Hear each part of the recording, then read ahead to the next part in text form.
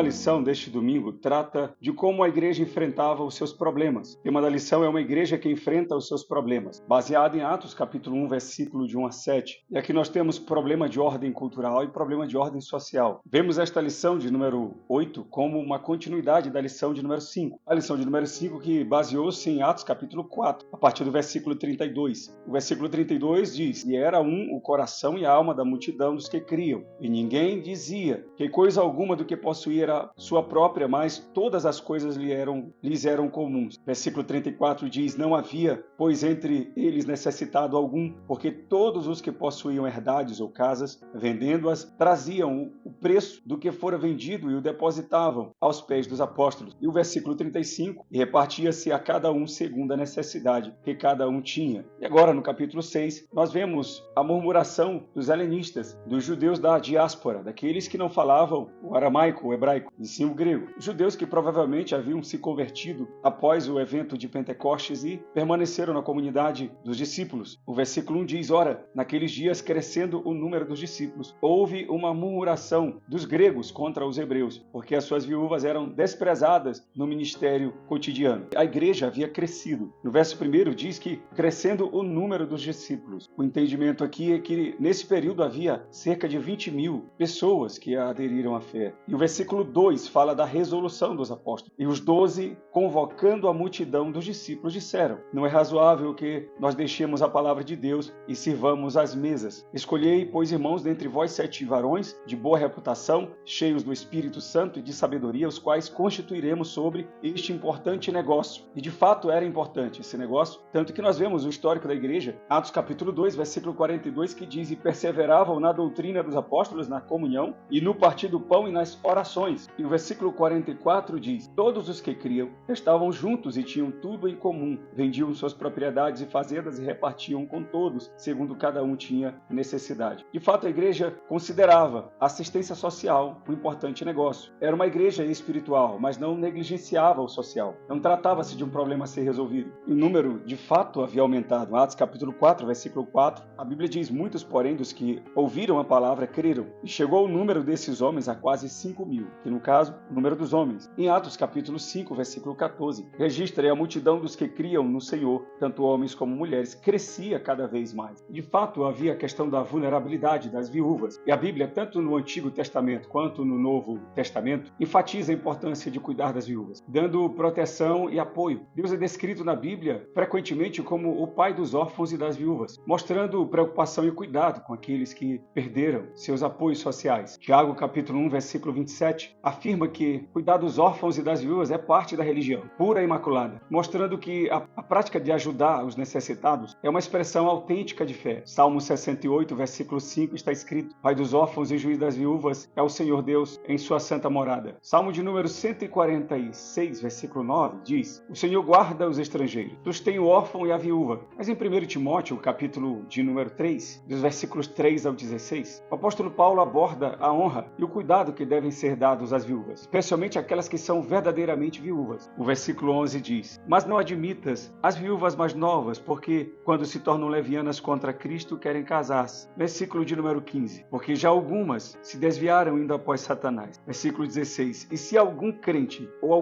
alguma crente tem viúvas, socorra-as, e não se sobrecarregue a igreja, para que se possam sustentar as que deveras são viúvas." A igreja precisava agir com sabedoria. Na verdade prática, o autor da lição diz: "Uma igreja cheia da sabedoria do Espírito age sabiamente para resolver conflitos de relacionamento." No subponto 1 do tópico 1, o autor encerra dizendo: "A unidade da igreja não pode ser ameaçada por conflitos de qualquer natureza." De fato, os apóstolos agiram com sabedoria, com um direcionamento divino, e convocaram a comunidade, como diz o versículo de número 2. Aqui demonstra a identidade da igreja. O texto diz: "E convocaram a multidão dos discípulos", daqueles que de fato professaram a fé em Cristo, que viviam de acordo com os ensinamentos do Senhor Jesus, praticado e ensinado pelos apóstolos. A resolução de conflitos na igreja demanda sabedoria divina para que a igreja não sofra processo de continuidade no seu avanço na pregação do evangelho. E de fato, inverter as coisas não seria bom para o crescimento da igreja e para o seu amadurecimento. Em seu célebre livro A Trelice e a Videira, os autores Colin Marshall e Tony Payne descrevem o que é serviço de videira e o que é serviço de treliça. A videira é a vida, é aquilo que nasce e cresce naturalmente quando é saudável. Assim a igreja de Cristo, enquanto saudável, cresce naturalmente. Como qualquer ser orgânico ou ser vivo, a admiração é quando algo que é orgânico não cresce naturalmente. Observa-se algum impedimento no crescimento. Assim era a igreja do primeiro século. Enquanto pregavam o evangelho de Cristo, enquanto praticavam as doutrinas e viviam em comunhão e oração constante, Deus ia acrescentando a cada dia o número dos que iam sendo salvos. E a partir do momento em que a igreja crescia, demandava também o crescimento da estrutura para manter a vida intacta. Semelhante ao que Colin Marshall e Tony Payne, em seu livro A Treliça e a Videira, relatam. A videira não pode tocar o chão. Ela tem que crescer sob a treliça, aquela estrutura de madeira treliçada, que é construída para segurar a vida da videira. A videira, quando toca o chão, ou os seus ramos tocam o chão, apodrece e acaba contaminando todo o seu crescimento, impedindo todo o seu crescimento. Os discípulos trabalharam assim, à medida que a igreja crescia, eles foram trabalhando a estrutura da igreja. Mas a ênfase estava na função, a ênfase estava no serviço de videira e não no serviço de treliça. A preocupação era com a manutenção da vida espiritual da igreja e o seu crescimento. Toda a estrutura que era levantada era para manter a vida da igreja. O foco não era na estrutura, nos prédios, nas construções, em departamentos, secretarias. E este era um sinal de que a igreja de Cristo no primeiro século crescia saudável. Apesar de que um é mais visível que o outro, ambos são importantes. Mas há de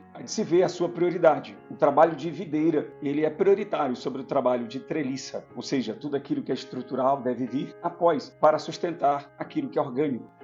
Assim como essas 7 funções que os apóstolos colocaram sobre o trabalho da igreja, a demanda que a igreja agora maior precisava. Versículo de número 3 do capítulo 6 diz: Escolhei, pois, irmãos, dentre vós 7 varões, de boa reputação, cheios do Espírito Santo e de sabedoria, aos quais constituamos sobre este importante negócio. O serviço cristão precisa de algumas estruturas de apoio. Há igrejas onde o trabalho de treliça predomina sobre o trabalho de videira. A preocupação é mais com o aumento de departamentos ou a estrutura física dos prédios da igreja, seus anexos, do que com o crescimento da vida espiritual. E o resultado de quando nós colocamos as coisas no seu lugar devido é mais crescimento espiritual. O versículo 7 diz: E crescia a palavra de Deus, e em Jerusalém se multiplicava muito o número dos discípulos, e grande parte dos sacerdotes obedecia à fé. Como na lição anterior, a lição de número 7, nós vimos a perseguição provocada pelos sacerdotes. Aqui nós vemos muitos sacerdotes abraçando a fé em Cristo. É preciso mudar o foco do crescimento das instituições para o crescimento do evangelho. Uma mudança de mentalidade, de prioridade à palavra, comunhão, e o Senhor vai acrescentando a cada dia o número dos que hão de ser salvos. E aí, para todo o crescimento de videira, a necessidade do crescimento de treliça, de estrutura de apoio. Assim como hoje nós vemos a extrema necessidade de mantermos a escola bíblica dominical, as nossas lições feitas pela Casa Publicadora das Assembleias de Deus, o crescimento numérico exponencial dessa igreja no Brasil, essa estrutura criada para manter o ensino da igreja hoje é essencial, indispensável. Mas treliça não gera vida, é vida que gera vida. Por isso que os apóstolos convocaram a multidão dos discípulos, daqueles que de fato criam em Jesus. E o texto diz: Escolhei, pois, irmãos, dentre vós. Ou seja, tudo que uma igreja precisa para o seu crescimento está dentro dela. Já há aqueles que ajudam e aqueles que precisam de ajuda. Então cabe à igreja, com sabedoria e na direção do Espírito de Deus, identificar o momento, treinar pessoas e colocá-las para ajudar a instituição e a estrutura de apoio à vida. O texto diz que eram da própria comunidade. Escolhei, pois, irmãos, dentre vós. E agora o texto é mais específico quando diz 7 varões de boa reputação. Eram 7 homens com algumas características indispensáveis para o crescimento da igreja. A primeira citada aqui é a boa reputação, ou seja, não de caráter duvidoso. Era necessário um caráter cristão para lidar com 2 questões. A primeira, donativos, recursos financeiros, com as coisas alheias. Para alguns comentaristas, aqui não se trata da instituição do diaconato, mas da necessidade da diaconia, do ministério do serviço na igreja, tratando-se de função e não de cargo inicialmente. Entretanto, posteriormente, Paulo, escrevendo a Timóteo, no capítulo 3 da sua primeira carta, nos versículos de 1 a 7, quando ele trata da instituição ou dos critérios para a instituição do diaconato, ele fala que a este convém que tenha bom testemunho dos de fora. Então, a boa reputação, o bom nome, o bom testemunho era essencial, tanto para o exercício da diaconia, como para o ofício do diaconato. Outra expressão aqui no versículo 3, que esses 7 varões deveriam ser de boa reputação e, segundo, cheios do Espírito Santo. Homens governados pelo Espírito Santo, não incontinentes, porque estariam em relação funcional com mulheres, viúvas, e também lidariam com pessoas, e ainda mais um grupo de pessoas novas na comunidade, os helenistas.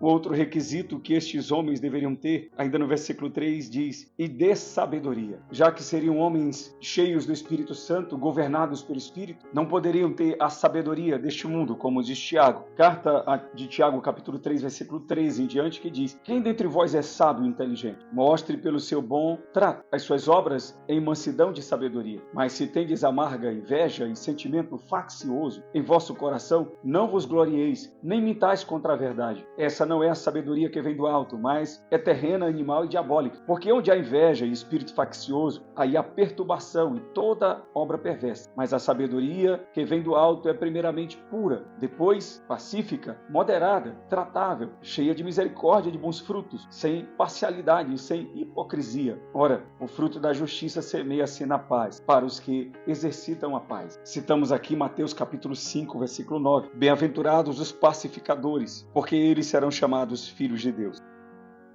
Na segunda carta de Paulo a Timóteo, no capítulo 2, versículo 24, o texto diz, e ao servo do Senhor não convém contender, mas sim ser manso para com todos, apto para ensinar, sofredor. O autor da lição, no segundo subponto do tópico 1, ele diz a igreja não é só um organismo, ela também é uma organização. Ela tem a sua esfera espiritual, mas também a social. E não deve haver desequilíbrio. Deveriam ser discípulos da comunidade, homens que tinham compromisso com a sua igreja local, que demonstravam moralidade, espiritualidade e maturidade. Moralidade, boa reputação. Espiritualidade, cheios do Espírito Santo. E maturidade, cheios de sabedoria. Esse serviço, como diz o versículo 2, que é a palavra diaconel, e como diz o autor da lição na sua parte introdutória, que não foi para estabelecer uma hierarquia, mas para organizar o serviço social da igreja, não tendo como prioridade ou meta um ofício, mas uma função, um trabalho, já era praticado pela igreja. A diaconia, de fato, vem antes do diaconato. Romanos capítulo 12, versículo 7, o apóstolo Paulo diz, e se é ministério, seja em ministrar, se é ensinar, haja dedicação ao ensino, ou o que exorta,